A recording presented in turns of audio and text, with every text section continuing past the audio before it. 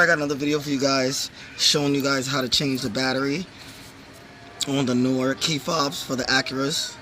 You just press on the button here, okay, like so. Just press in on it and then pull the key out, and then now you take the blade itself, you stick it in the hole here, and it'll pop the back off, okay? And then if you want, you can just put this in there, pop out the battery.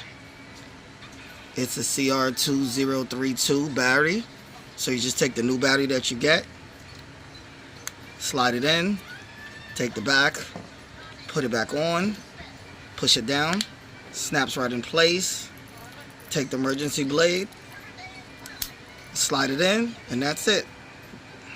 That's how you change your key fob battery in your 2022 and up Acura MDX and other models that have the same key. If you guys have any questions, feel free to ask. Don't forget to like, share, subscribe, and comment. Peace.